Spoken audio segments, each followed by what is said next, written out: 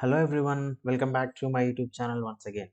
So last వీడియోలోనైతే మనం ఒక హెడర్ కాంపోనెంట్ని క్రియేట్ చేసాం అండ్ ఆ హెడర్ కాంపోనెంట్కి సంబంధించిన స్టైల్స్ ఎలా అప్లై చేయాలో కూడా చూసాం. ఒక ఎక్స్టర్నల్ సిఎస్ఎస్ ఫైల్ నుంచి ఒక జావాస్క్రిప్ట్ కాంపోనెంట్కి రియాక్ట్ కాంపోనెంట్కి స్టైల్స్ని ఎలా అప్లై చేయాలి అనేది క్లియర్గా మనం లాస్ట్ వీడియోలో డిస్కస్ చేసాం. సో ఇప్పుడు మనం ఏం చేద్దామంటే మన ఈ అప్లికేషన్ ఉంది కదా, ఇక్కడ మనకి ఒక ఫామ్ ఉంది. ఫామ్ అంటే లైక్ యూజర్ తన డేటాని ఎంటర్ చేసే ఒక ప్లేస్ అన్నట్టు. సో ఈ ప్లేస్‌లో మనకి టైటిల్ అని చెప్పేసింది, అడ్రెస్ అని చెప్పేసింది అండ్ ఒక ఇమేజ్‌ని సెలెక్ట్ చేసుకోవడానికి కావాల్సిన ఒక బటన్ అండ్ ఒక యాక్షన్ బటన్. ఈ బటన్ ఉంది. సో ఇప్పుడు మనం ఏం చేద్దామంటే ఈ ఎగ్జాక్ట్ ఫామ్ ఏదైతే ఉందో దాన్ని మనం వర్క్ చేసే ఈ అప్లికేషన్‌కి డెవలప్ చేద్దాం. సో నెక్స్ట్ ఇప్పుడు మనం ఏం చేస్తున్నామంటే ఆల్రెడీ హెడర్ కాంపోనెంట్ అనేది కంప్లీట్ అయిపోయింది. ఇది బేసిక్ కాంపోనెంట్స్. సో నౌ మనం ఏం చేస్తున్నామంటే ఒక ఇన్‌పుట్ ఫార్మ్ ఎలిమెంట్‌ని క్రియేట్ చేస్తున్నాం. ఎలా? ఎగ్జాక్ట్‌లీ ఈ విధంగా. సో ఎలా చేద్దామనేది ఇప్పుడు మనం చూద్దాం. సో దీనికోసం నేనేం చేస్తానంటే మన అప్లికేషన్స్‌లో ఈ కాంపోనెంట్స్‌లో నేను ఇంకో ఫోల్డర్‌ని అయితే క్రియేట్ చేస్తాను. దాని నేమ్ వచ్చేసరికి యూజర్ ఇన్‌పుట్. సో ఈ యూజర్ ఇన్‌పుట్ అనే ఫోల్డర్‌లో ఏముంటుందంటే యూజర్ ఇన్‌పుట్‌కి సంబంధించిన కాంపోనెంట్స్ మొత్తం ఉంటాయి. And at the same time దానికి సంబంధించిన స్టైల్స్ కూడా ఉంటాయి. సో నేనెందుకు ఇలా పర్టిక్యులర్ ఫోల్డర్స్ క్రియేట్ చేస్తున్నాను అంటే లైక్ యాక్చువల్‌గా మనం ఈ header.js అండ్ header.cssని కూడా హెడర్ అని చెప్పేసి ఒక ఫోల్డర్ క్రియేట్ చేసి అందులోకి మూవ్ చేయొచ్చు. సో మనం అది కూడా చేద్దాం. సో ఇక్కడ నేను ఎందుకు యూజర్ ఇన్‌పుట్స్ అని ఇంకో ఫోల్డర్ క్రియేట్ చేసి అందులో నాకు కావాల్సిన ఈ యూజర్ ఇన్‌పుట్ కాంపోనెంట్స్ కానివ్వండి, యూజర్ ఇన్‌పుట్ స్టైల్స్ కానివ్వండి క్రియేట్ చేస్తున్నానంటే సో యాస్ ఆఫ్ నౌ మన అప్లికేషన్ అనేది చాలా చిన్నగా ఉంది. సో ఇప్పుడు మనకి కాంపోనెంట్స్‌ని మెయింటైన్ చేయడం కానీ, ఈజీగా అర్థం చేసుకోవడం కానీ పాసిబుల్.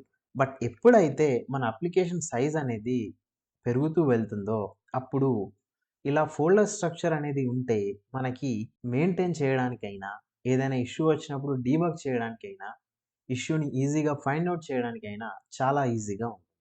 సో అందుకోసమనే నేనిలా ఇండివిడ్యువల్ ఫోల్డర్స్‌నైతే క్రియేట్ చేస్తున్నాను. సో ఇప్పుడు ఈ యూజర్ ఇన్‌పుట్‌లో నేనేం చేస్తానంటే న్యూ ఫైల్. ఫైల్ నేమ్ వచ్చేసరికి యూజర్ ఇన్‌పుట్.js ఆల్రెడీ మనం ఇది డిస్కస్ చేసాం. ఎందుకు జేఎస్ ఉంటుంది అని చెప్పి. నెక్స్ట్ వచ్చేసరికి నేను క్రియేట్ చేయాల్సింది యూజర్ ఇన్‌పుట్.css. సో ఫస్ట్ నేను ఇక్కడ సిఎస్ఎస్‌ని అయితే ఇంపోర్ట్ చేసుకుంటున్నాను.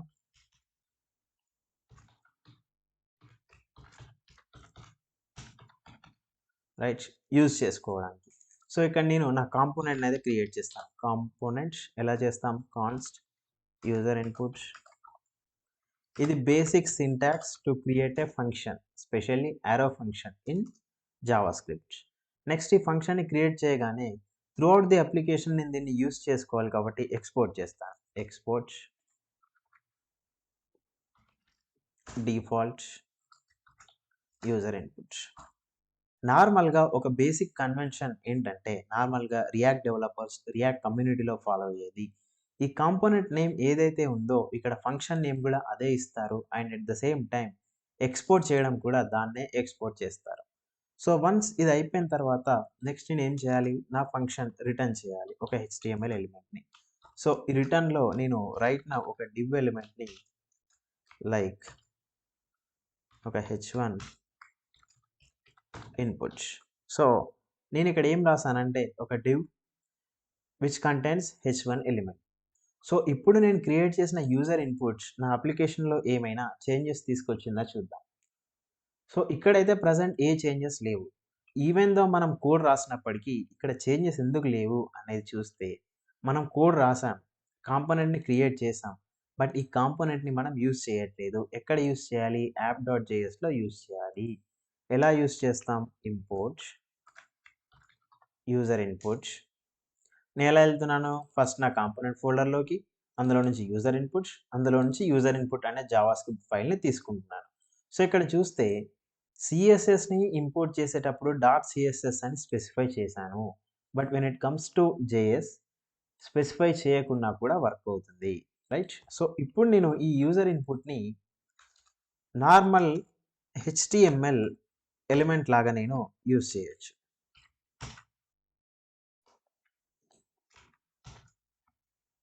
సింపుల్ కొంచెం ఫార్మాట్ చేస్తే రైట్. సో ఇప్పుడు నాకు ఈ యూజర్ ఇన్పుట్లో నేను ఏదైతే h1 ఇన్పుట్ అని చెప్పేసి ఇచ్చానో అది మన అప్లికేషన్లో కనిపించాలి. సో చూద్దాం. కనిపిస్తుంది ఇన్పుటా మనం ఇచ్చింది యూజర్ ఇన్పుటా, లెట్స్ సీ చూద్దాం. ఇన్పుట్ ఫైన్, ఇన్పుట్ అని చెప్పేసి వస్తుంది ఇక్కడ. సో ఇప్పుడు మనకి ఈ లుక్ని తీసుకురావాలి, అది మన టార్గెట్. ఎలా తీసుకొద్దామో చూద్దాం. సో ఫస్ట్ మీరు ఏం చేస్తారంటే డిస్క్రిప్షన్లో and at the same time ఈ పైన కార్డ్స్లో నేను ఒక లింక్ ప్రొవైడ్ చేస్తాను. ఆ లింక్లో మీకు కావాల్సిన సిఎస్ఎస్ మొత్తం ఉంటుంది. ఒకసారి దాన్ని ఓపెన్ చేసి ఆ స్టైల్స్ని మీరు కాపీ చేయండి. ఈ స్టైల్స్ మీకు ఆ ఫైల్లో క్లియర్గా ప్రొవైడ్ చేసి ఉంటాయి. వన్స్ ఈ స్టైల్స్ని ఇక్కడ కాపీ చేసి పేస్ట్ చేసిన తర్వాత యూజర్ ఇన్పుట్ డాట్ జేఎస్ పైన మనం వర్క్ చేద్దాం. సో ఎలా వర్క్ చేద్దామంటే ఒక్కొక్క ఎలిమెంట్ని మనం బేసిక్గా క్రియేట్ చేస్తూ వద్దాం. సో నా డివ్లో ఫస్ట్ డివ్కి నేను క్లాస్ నేమ్ ఇచ్చేసరికి ఈ క్లాస్ నేమ్స్ ఆల్రెడీ మీకు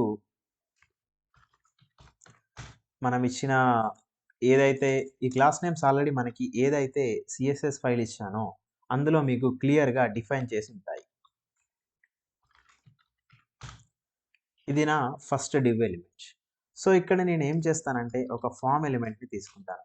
ఐ హోప్ ఈ ఫామ్ ఎలిమెంట్ అంటే ఏంటి, ఈ హెచ్టిఎంఎల్ ఏంటి, ఈ సిఎస్ఎస్ని క్లాస్ నేమ్తో ఇక్కడ సిఎస్ఎస్లో డాట్ క్లాస్ నేమ్ని ఎలా మెన్షన్ చేస్తున్నాను అనేది మీకు ఒక బేసిక్ ఐడియా ఉంటుంది అని చెప్పేసి అనుకుంటాను. సో ఇన్ కేస్ మీకు లేకుంటే ఒకసారి చెప్తున్నాను. సిఎస్ఎస్లో మనం స్టైల్స్ని డిఫరెంట్ వేస్లో అప్లై చేయొచ్చు. వన్ ఆఫ్ ది వే ఏంటంటే క్లాస్ నేమ్స్ని యూజ్ చేసి అప్లై చేయడం. సో ఈ క్లాస్ నేమ్స్ని ఎలా డిఫైన్ చేస్తారంటే డాట్ అనే సింబల్తో స్టార్ట్ చేసి సింటాక్స్తో స్టార్ట్ చేసి క్లాస్ నేమ్ అనేది ఇచ్చి కర్లీ బ్రేసెస్లో మనకు కావాల్సిన స్టైల్స్ అన్నిటినీ అప్లై చేస్తారు. సో వన్స్ ఇక్కడ రాసిన స్టైల్స్ ఏవైతే ఉన్నాయో అవిటిని మనం మన కాంపోనెంట్లో యూజ్ చేసుకోవాలి అంటే వన్స్ ఒకసారి ఇంపోర్ట్ చేసుకొని యూజ్ చేసుకుంటాం. సో పర్టికులర్ ఎలిమెంట్కి ఇందులో ఏదైనా ఒక క్లాస్ యొక్క స్టైల్ అప్లై కావాలి అనుకున్నప్పుడు ఆ ఎలిమెంట్కి క్లాస్ నేమ్ అనే కీని ఆర్ అట్రిబ్యూట్ని పాస్ చేసి ఇక్కడ క్లాస్ నేమ్ ఏది ఇస్తారు అంటే ఈ యూజర్ ఇన్పుట్ డాట్ సిఎస్ఎస్ ఫైల్లో డిఫైన్ చేసిన క్లాస్ నేమ్ని ఇక్కడ ఇస్తాం. సో ఇక్కడ నేను ఇన్పుట్ అండర్స్కోర్ ఫామ్ అని చెప్పేసి ఇచ్చాను కాబట్టి ఈ ఇన్పుట్ అండర్స్కోర్ ఫామ్లో ఏ స్టైల్ అయితే డిఫైన్ చేసిందో ఆ స్టైల్ ఈ డివ్ ఎలిమెంట్కి అప్లై అవుతుంది. సో ఇది ఎలా స్టైల్స్ని అప్లై చేస్తామో అనేది క్లియర్ కట్గా వెరీ క్విక్గా. సో ఇప్పుడు నా ఫామ్ ఉంది, ఈ ఫామ్కి కూడా నేను స్టైల్స్ని అప్లై చేస్తాను. So class name form simple. Next నా ఫామ్ కంప్లీట్ అయిపోయిన తర్వాత యూసి ఇది వచ్చేసింది. ఇది ఎక్కడి నుంచి వచ్చింది అంటే మనం ఆల్రెడీ డివ్ ఉంది కదా, ఈ డివ్కి ఇచ్చిన ఇన్పుట్ ఫామ్ అనే స్టైల్ క్లాస్ ఉంది కదా, ఈ స్టైల్ నుంచి మనకు కావలసిన స్టైల్స్ అనేవి అప్లై అయిపోయాయి. సో నెక్స్ట్ మనం ఈ ఫామ్ ఎలిమెంట్ ఏదైతే ఉందో ఈ ఫామ్ ఎలిమెంట్లో మనకు కావాల్సిన ఇన్పుట్ ఫీల్డ్స్ అన్ని డిఫైన్ చేద్దాం. సో ఫస్ట్ థింగ్ నేను ఇక్కడ ఇంకొక డివ్ని తీసుకుంటున్నాను. Next label.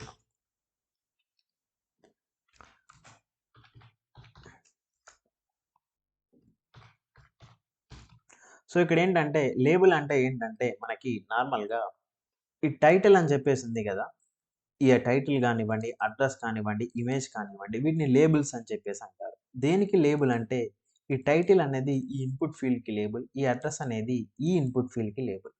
సో అదే నేను అక్కడ మెన్షన్ చేశాను. ఎందుకోసం ఈ లేబుల్ అనేది టైటిల్ అనే ఇన్పుట్ ఫీల్డ్కి లేబుల్ అన్నట్టు. బట్ ఈ టైటిల్ అనే ఇన్పుట్ ఫీల్డ్ మనం ఇంకా డిఫైన్ చేయలేదు. సో డిఫైన్ చేద్దాం, వెయిట్. సో ఇక్కడ దీనికి కూడా నేను ఒక క్లాస్ నేమ్ ఇచ్చేస్తాను.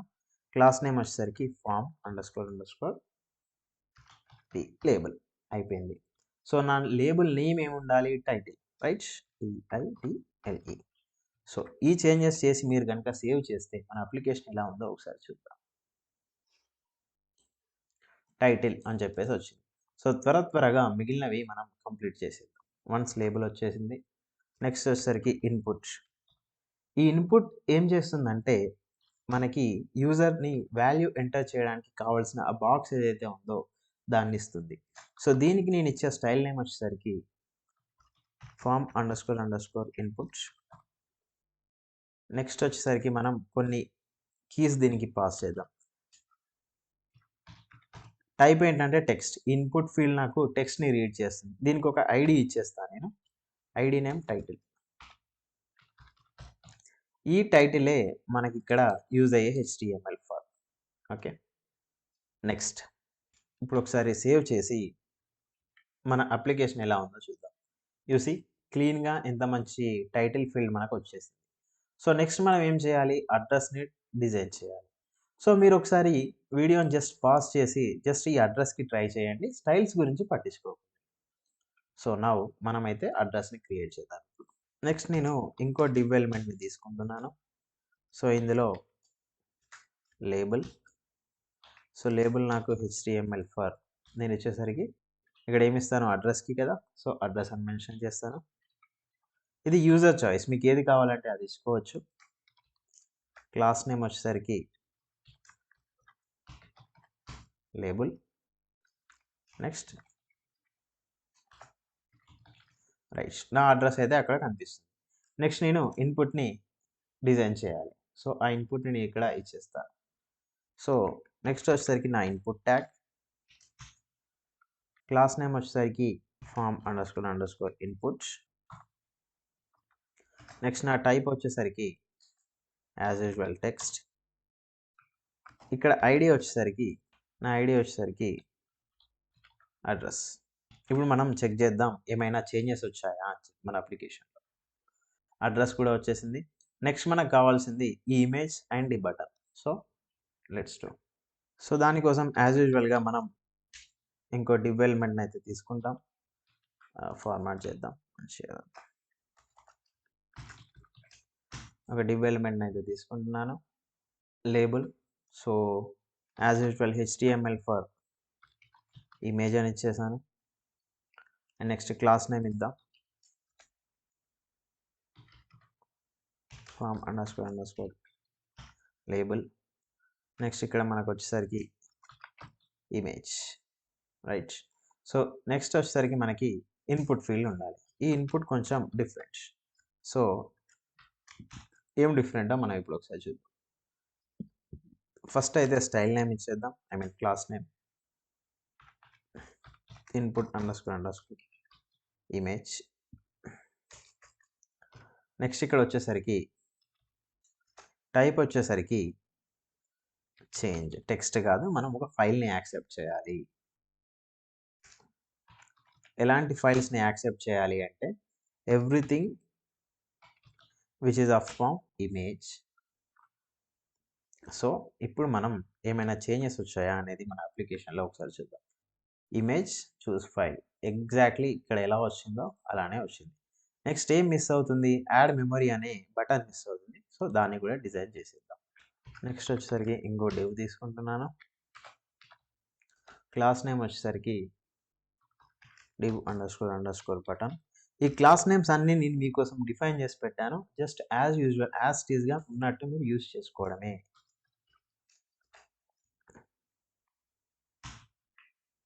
నేను ఒక బటన్ని తీసుకుంటున్నాను. టైప్ వచ్చేసరికి సబ్మిట్.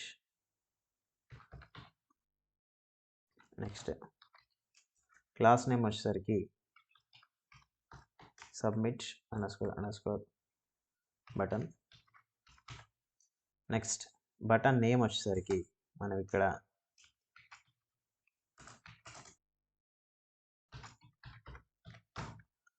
యాడ్ ఏ మెమరీ. డన్. సో ఇప్పుడు మనం మన అప్లికేషన్ ఏమైందో ఒకసారి చూద్దాం.